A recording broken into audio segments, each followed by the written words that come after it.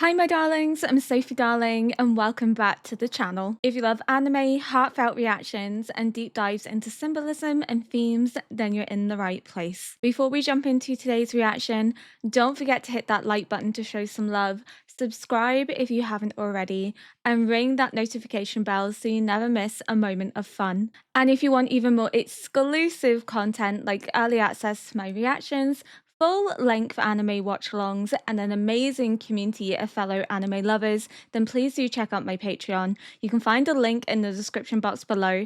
Your support truly means the world as it helps keep these reactions coming, and I'd love to have you join our cozy little anime family. Today, we are reacting to episode 27 of series 4 of Attack on Titan, and we're in the final countdown to the end of this phenomenal journey. I can't believe it's been 9 months. I just had a look at when my first video was posted. 9 months ago. That's insane. It doesn't feel like it's been 9 months. It's been such an amazing, phenomenal journey to share this anime with you all. I absolutely adored every second that I've spent watching the show, getting to know all of you lovely, lovely people. And I'm really sad that it's coming to an end, but we will have so many new adventures to partake in, so don't be too sad because we have some amazing, amazing shows in the lineup, and I can't wait to see what they're about and to experience them for the first time too.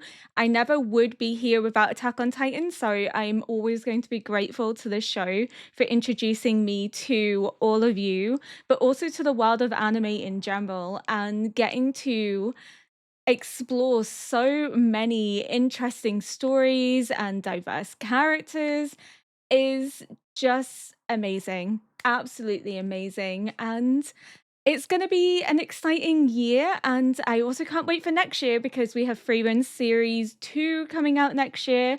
And hopefully some new cool animes for us to check out as well. So yeah, we can be sad that Attack on Titan's coming to an end, but we can also be happy that the journey doesn't end with Attack on Titan. Our journey together will continue across very many different shows and animes. And I also want to start watching things that aren't just anime. So I want to watch Squid Games. I've never watched Squid Games. Everyone hyped it up over lockdown, and I just kind of never got around to watching it. Again, I'm not big into watching TV or movies in general.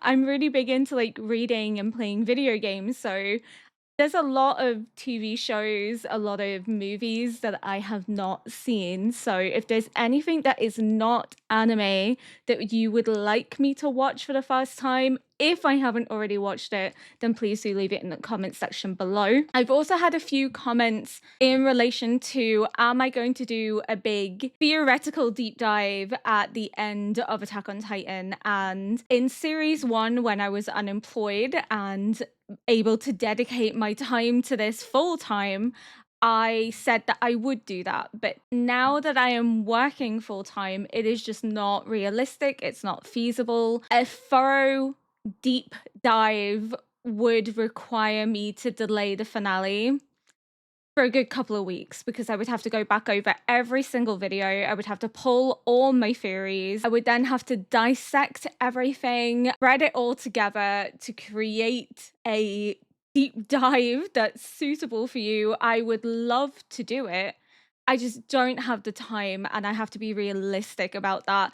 I know it's what people want. I know it's kind of what people expect.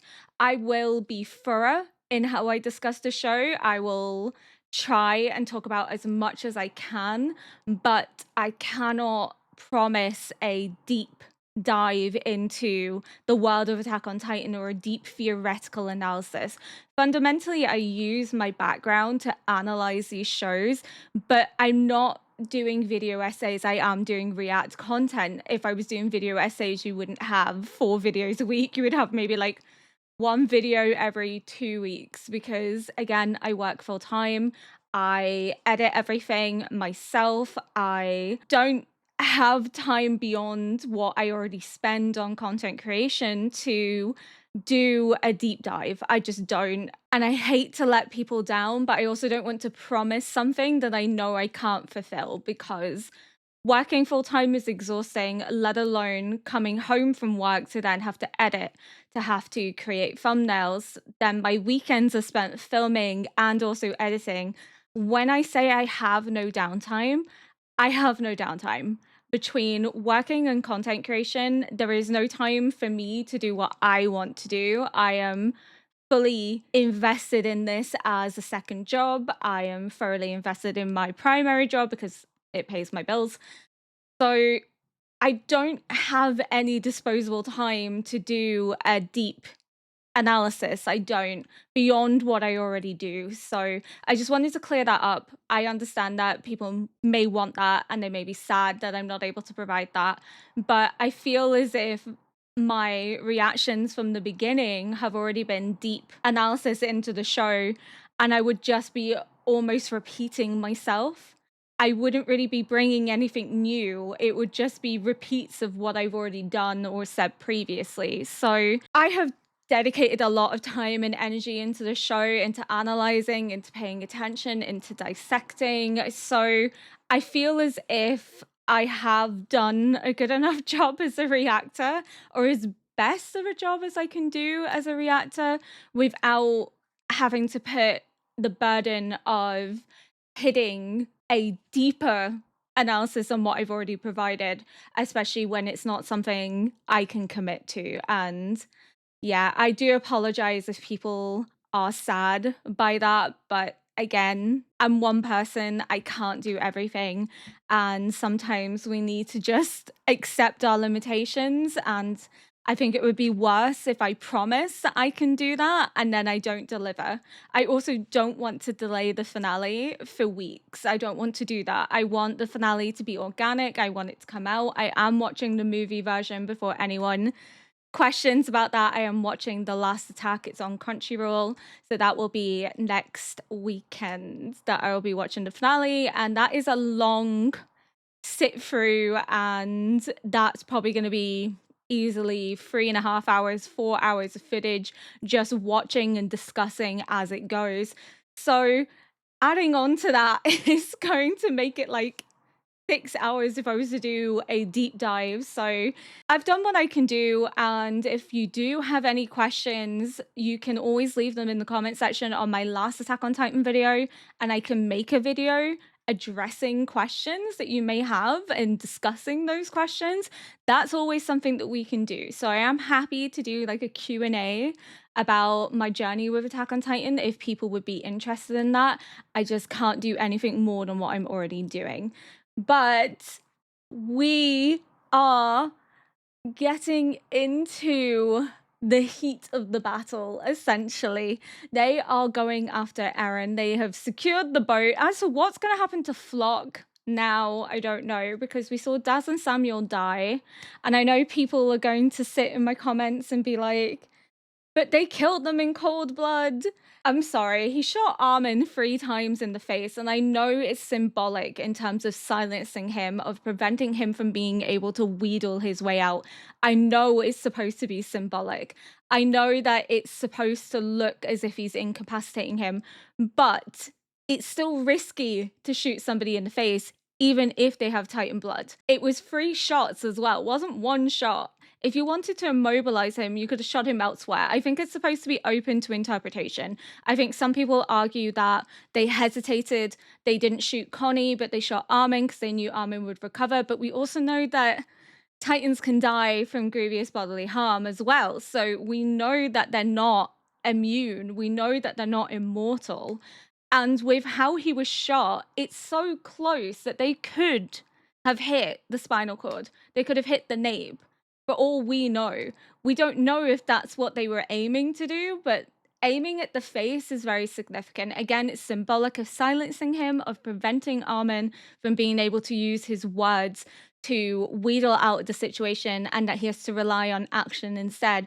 Only it's not him relying on action, it's Connie relying on action, because Connie's the one that actually kills them both. But I don't think that it was solely intended to immobilize. I think they were reacting, and I think the reason they held off on killing Connie isn't so much hesitation, but wanting an answer from Connie. They were allowing Connie to speak. They wanted Connie to explain why he was doing this. I don't think it was hesitation because they didn't want to kill him, because again, they were so quick to react.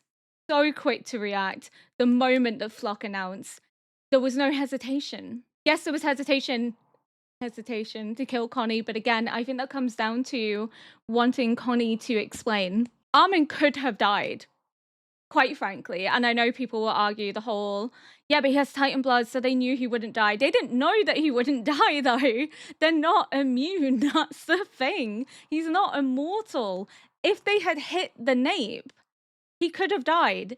And also, you don't need to fire 3 shots into somebody's face to immobilize them. I think it's supposed to be open to interpretation, but my interpretation is that it was showing that they wouldn't hesitate to kill them, so likewise, Connie has to kill them in turn. That he can't show the same hesitation, because they will die if they hesitate, and it's the message that we have from Series 3. He wants to hesitate because they're his friends, but he can't hesitate because to hesitate means death, and they would have killed them, no doubt. No doubt about it. He had to save Armin, and he had to protect himself too. So that's my perspective into it. Again, I can completely see the perspective of they didn't want to kill Armin and Connie. They were hesitating, they were delaying. I completely get that, and I can see that interpretation. I just don't agree with that interpretation, which is fine because media is open to interpretation, and that's completely okay. I can definitely see that perspective.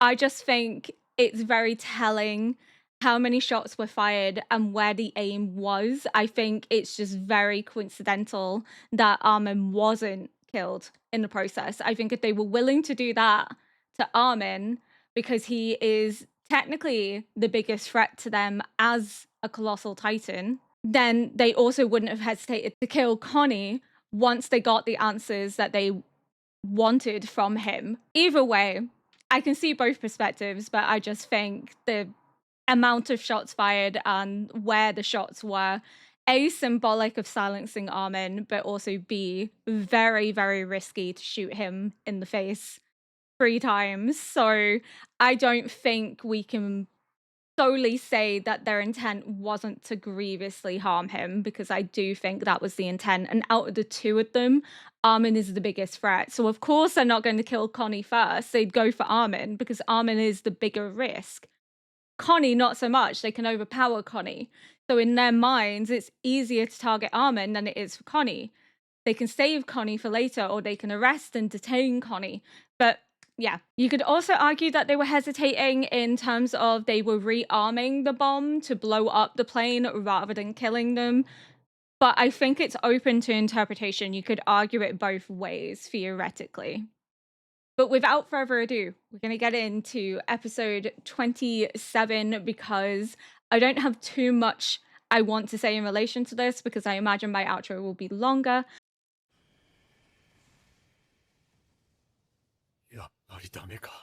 That was such a cool moment, though. Like seeing Reiner and Annie in their Titan forms again.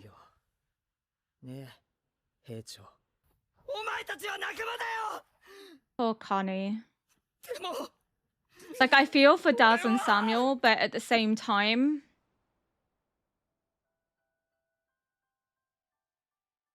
this is what happens in war when you're a soldier. God.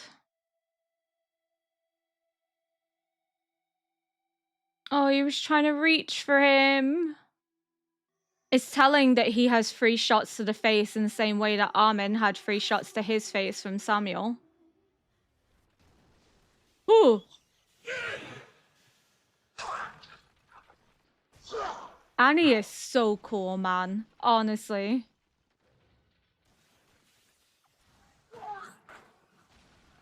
Ooh. Not even a fair fight. They don't have a whole day. How much damage can Eren do in half a day, though?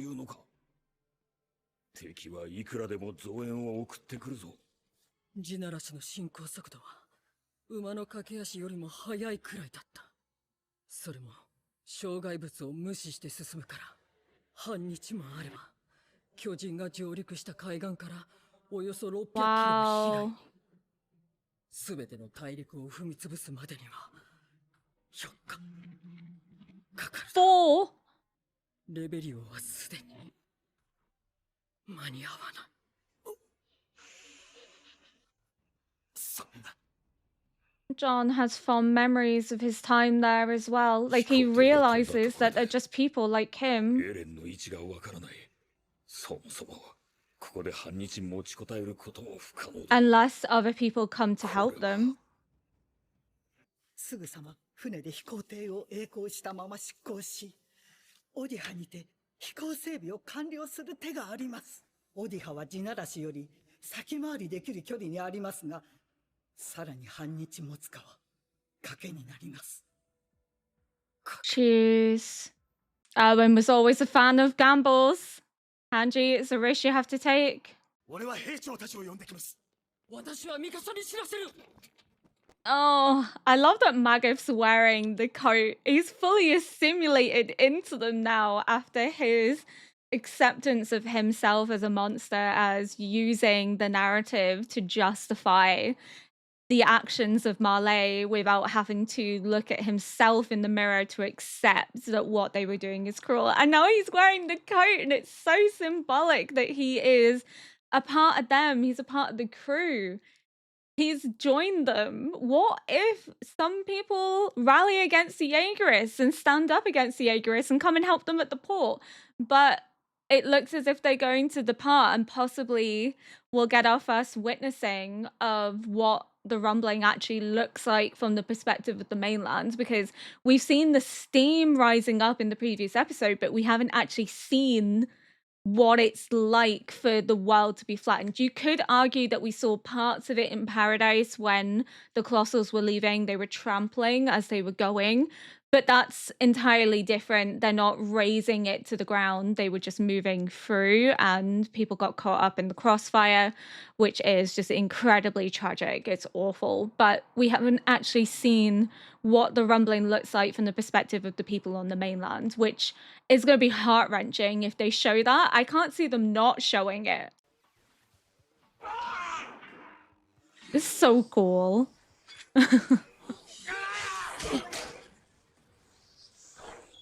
God damn, Mikasa.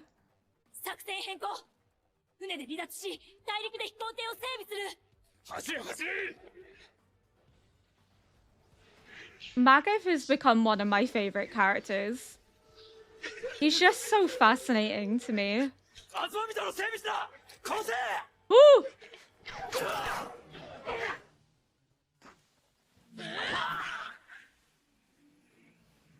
Hanji! Holy shit!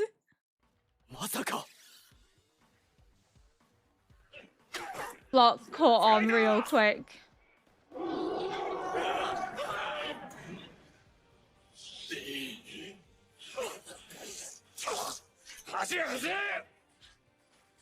It's so sad to see them all on opposing sides, but it goes to show that violence won't ever stop, even amongst the people in Paradise.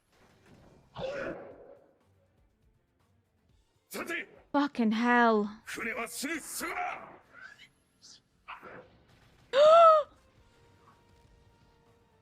Oh, Reiner! Doing his job as the armored titan to protect Annie. He's the shield.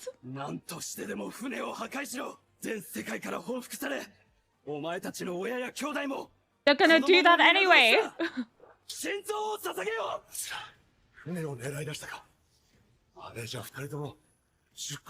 Is Falco gonna turn? No. Oh, Falco, it's so risky.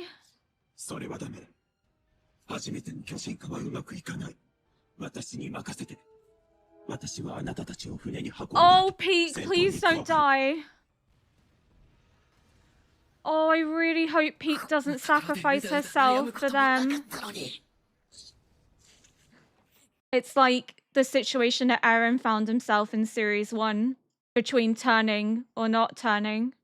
マガタ隊長、ファルコが。まずい、増援だ。私たちであれを食い止めないと。出港どころかここで全滅だ。Gabby. Or somebody else has turned against the Jaegerists. やられた。Keith?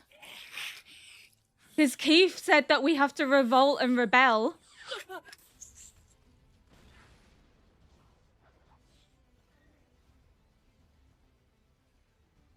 Oh my god.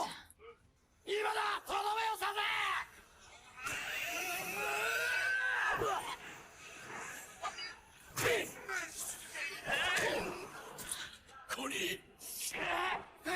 Even now, Connie will protect them till his last breath, so will Mikasa.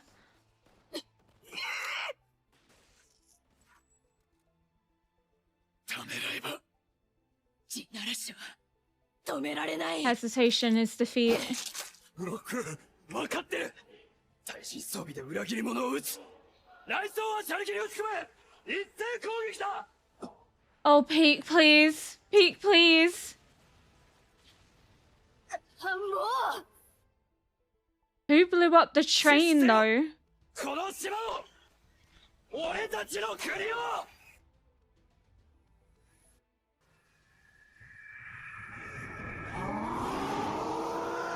Oh, Falco. My baby boy. I really hope nothing bad happens to him, but I have a horrible feeling about Peak. Who the fuck blew up the train? At first I thought, could it be Keith? Because Keith was rallying people that were also against the Jaeger, saying that we have to revolt, we have to rebel.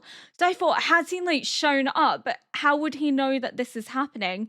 Unless he knew that they were getting recruits to go. But then, no, it wouldn't make sense. He wouldn't be able to get all the way here that fast. But I was hoping we'd see Keith again, because Keith was showing some real sort of progression in terms of no longer wanting to be a bystander. So I was hoping that we'd see more of him, but we haven't seen him really since the last couple of episodes. So maybe he'll come up again. Who the fuck blew it up? I was like, oh, Gabby, but Gabby's on the ship, unless like she planted something beforehand, because she was like up on the cliff edge. And it's also very similar to what she did in episode 1 of series 4, where like she blew up the train with dynamites. But then where the fuck she get the dynamite from? I don't know. Maybe they'll explain it, but I have a horrible feeling about Peak. I really do.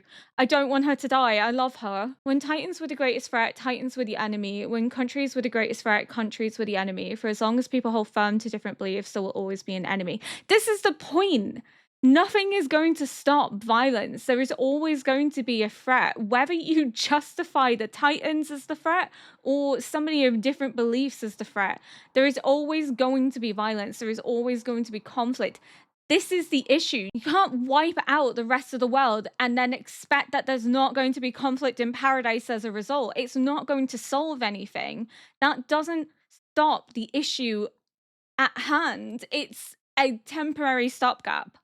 You're expecting that this will bring absolute peace, that there will never ever be a threat to your existence again. But that's just fundamentally not true.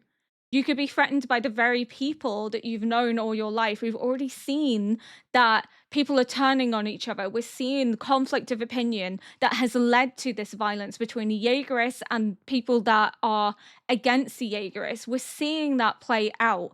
How the rumbling is supposed to solve this, it doesn't, because violence will always happen. There will always be a reason for conflict. As they're saying here, when Titans were the greatest threat, they were the enemy. When countries were the greatest threat, they were the enemy. The enemy shifts to justify conflict, to justify violence. There's always going to be a threat. Just the world is going to be smaller. It doesn't solve the issue though. You've just made the violence more isolated to where you are, to your own people, rather than being outside of your people. And again, I get this whole desire to want to protect your people, to protect your homeland. I get it, but not at the cost of genocide. Nothing justifies genocide. I don't even know why I need to keep saying that, because nothing ever justifies genocide. And again, people will turn it round to, yeah, but they were trying to genocide Paradise. Yeah, but you don't meet genocide with genocide. That's the point. You can't just inflict genocide on those that threaten genocide against you. You're just becoming the monster. You're becoming the bad person. Yes, you're protecting your people. Yes, you're protecting your country, but for how long? It's not going to prevent people from finding a justification or finding a reason to fight one another. It's not going to prevent that. So why are we seeing genocide as this solution to bring about peace? And I get what Flock is saying in terms of, you know, if we don't do this, they're going to butcher our women, our kids, our families. Like, we have to do this.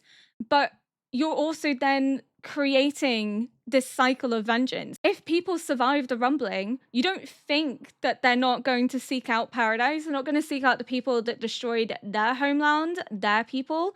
This is what happens. Marley wanted to get revenge against the Oldians and the subjects of Emir for what they experienced. This is the catalyst of that. Yes, this is a response to oppression, but Marley repeated the cycle. They were the victims, became the victimizers. In turn, Paradise are the victims, then becoming the victimizers. There is no winning here. They're all just as bad as each other at this point in time. That's the point. There is self-defense, and then there is mass genocide and mass slaughter. One is justified and one is morally reprehensible that we shouldn't be sanctioning. Oh, he looks so cool.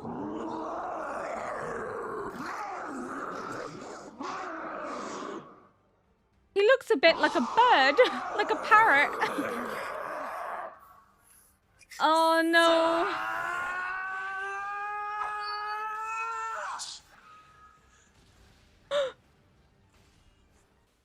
この一発にかける。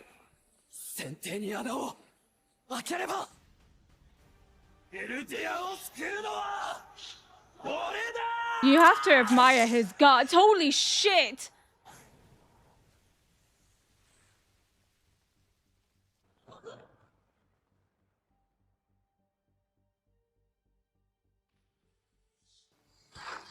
Why do I feel like Flock's not dead though? I feel like Flock's gonna pop back up again and we're gonna be like, wait, what? Oh my god.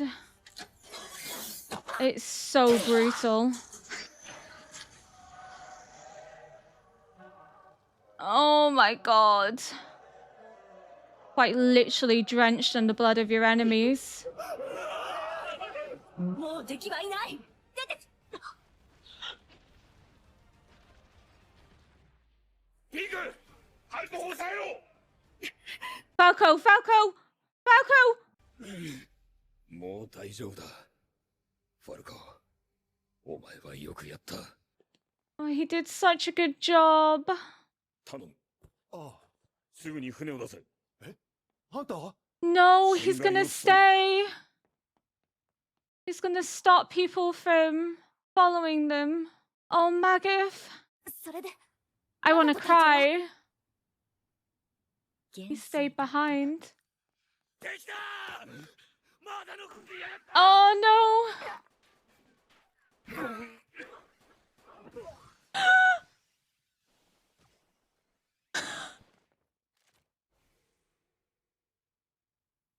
イエーガー派の増援を食い止めたのはあんたが。そうだ。I knew he would have to be here. It just makes sense. あれの速力なら仲間を乗せた輸送船などすぐさま追いつかれ撃沈される。ここに残してはおけない。ならば手を貸そう。 Two badasses together. They're gonna die, aren't they? 海に飛び込むなら今だぞ。いや、いい。死に時を探していたところだ。なぜ我々の味方をした？滅ぶのはこの島かもしれんぞ。志願シナの砦から南へ向かう教え子たちを見、そこで目的を察し、胸が震えた。教え子たちの成長に。あんたは後に世界を救った英雄の一人となるだろう。じゃあ、あんたと一緒だな。自分を誇ることなどできない。自分の両親に気づいておきながら、子供たちを国の都合のいいように指導し、ようやく気づいた。あの子たちがただ普通に生きることができたら、俺はどんなに嬉しかったか。あんたにできなくても、俺はあんたを誇りに思うよ。きっとその子たちも同じだ。ありがとう。ところで、I 名 can't. 前は This is so キリス・シ sad. ャーです。あんたはテオ・マガト。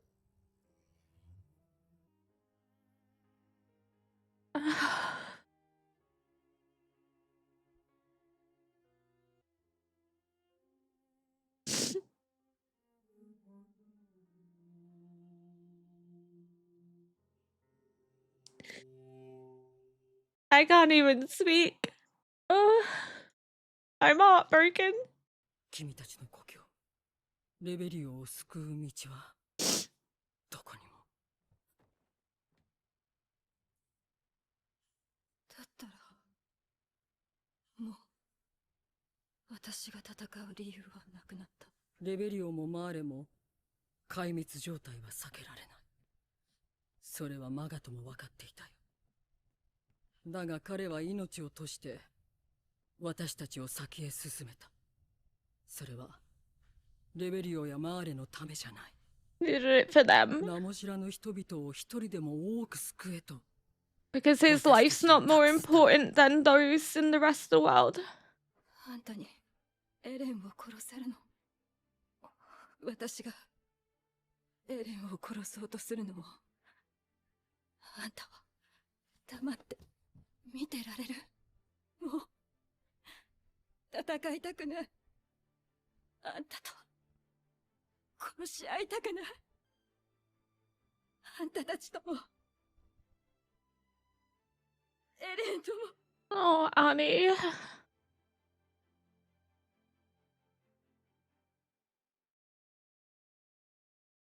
I'm a mess. That has to be one of the most heart-wrenching death scenes in the show. I think what gets me is that they've both dedicated their lives to training children into being soldiers, and both recognize that they need to give their own lives to protect not only the people that can make a difference, but to save the world. They have to become heroes. They can't be bystanders. But in their final moments, they find kinship and camaraderie. Keith didn't stand by and do nothing. Keith stood up and died for something. And Magath accepted that what he did, he can never come back from. He can never forgive himself for it, but he can give them a chance to live a normal life. He can give them a chance to be kids by ending the rumbling, by giving them the chance to end the rumbling. I am like absolutely emotionally destroyed again. Two amazing characters. Keith was there for the scouts, trained them. Theo trained the warriors. The fact that symbolically they're both the same on different sides. They've both come together in an act of sacrifice to give them a chance to escape, to prevent them from being pursued. They knew that giving their lives would mean something. It would guarantee at least that they could protect some people if they can catch up with Eren. But they died atoning for what they've done, for making these children into soldiers. They are from opposite sides of the conflict, and yet in their final moments were able to bond with each other, were able to find connection, and were able to make a difference, to defy what they believe is wrong and unjust. They came together to entrust the safety of the world to the hands of those that they have trained. They've literally passed the torch to the next generation. They're symbolic of the older generation that have now died. And they're passing the torch quite literally. It's their way of contributing to the world. But poor Gabby, he was like a dad to her. She was so close with him, and she loses him in such a tragic way. And I know that he gave his life for her and for the others. And as his way of atoning for what he's done by making a sacrifice to save and protect the world as best as he can, but having to witness that is just heartbreaking for her. And Keith has always felt like a failure, like he could never do anything, never atone for being a bystander, that he would never amount to being anything more than that. And in his final moment, he comes together with the enemy, finds kinship with him, tells him that he's proud of him. He's able to recognize that they're both just men, not Aldian, not Marlian, just men thrust into a fight against one another, and both willing to die for something, to die for the greater good. And the fact that Mareth dies with the wings of freedom, because in those moments he's truly free. He's free from the Malian brainwashing, he's free from the war and the conflict. He's giving his heart to humanity quite literally by sacrificing himself. Him and Keith are both giving their heart to humanity, because it's not just about protecting paradise, it's not just about protecting those on the island, it's about protecting humanity as a whole. And they understand that there's a greater goal, a greater mission. I knew that Keith was going to have to pop back up again, because there was so much conversation about him revolting and rebelling and finding the right opportunity to strike. So when the train blew up and we didn't see who it was, I was like, that has to be Keith. But then I started second guessing myself, because my gut instinct was like Keith, because there's been too much focus on him to not come back in before they head off to the mainland. But I was like, there's no way. How is he caught up? And then now it makes sense, is that he saw them leaving and marveled at how much they've grown and their initiative, and it strengthened his resolve to do something, to not be a bystander anymore, and to give his death a purpose. They're both heroes. Both of them are.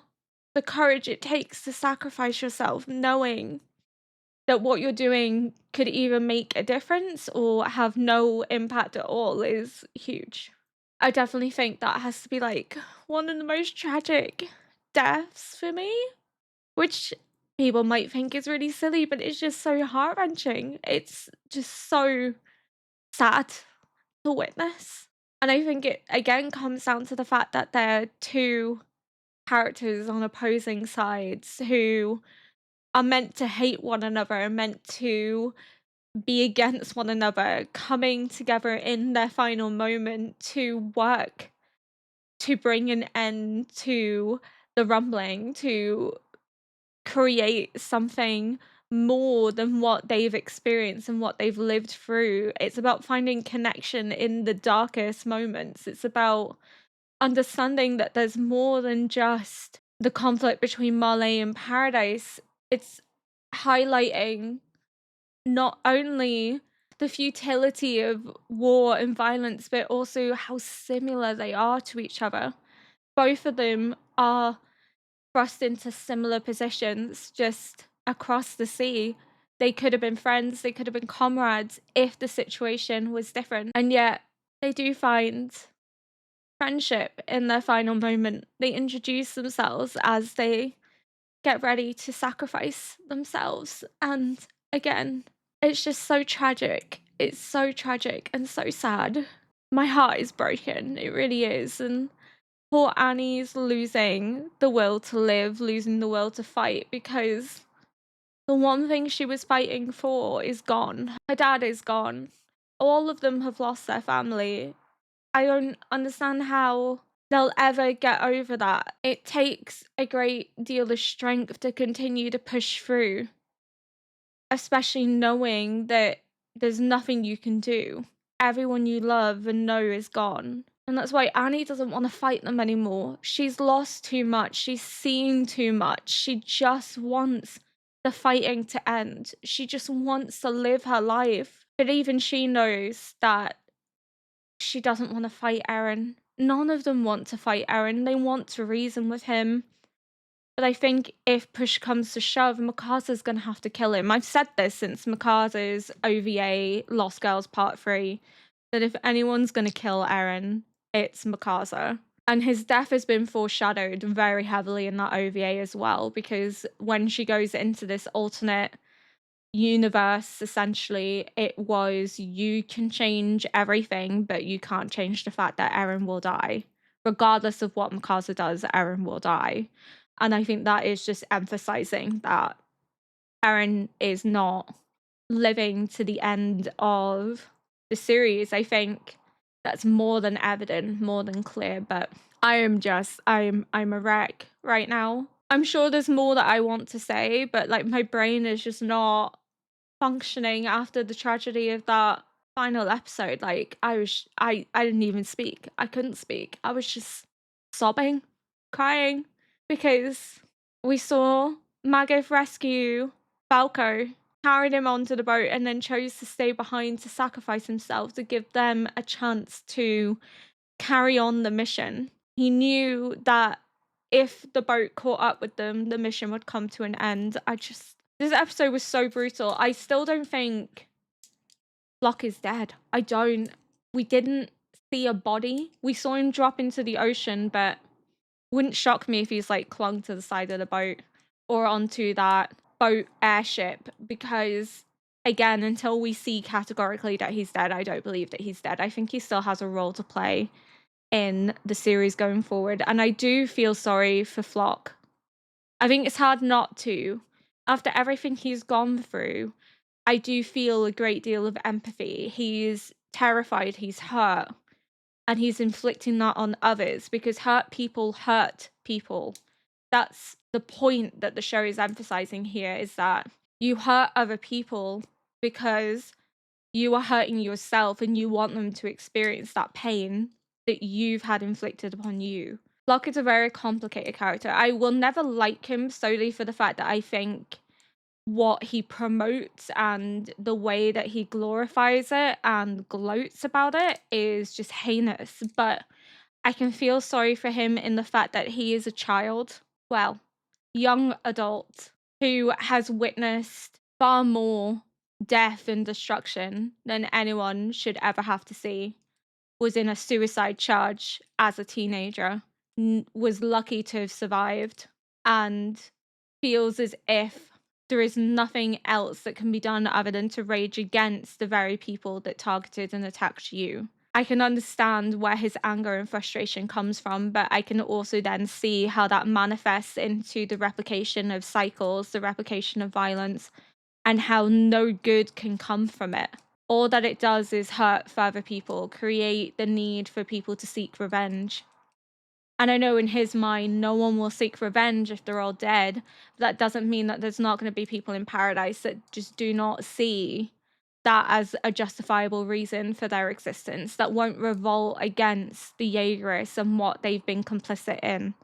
Violence isn't going to stop there. It's not going to end there. We know that. It's been told enough times in the show that there's always going to be a reason. There's always going to be a justification. I can empathize with Flock and still not like his perspective and his views.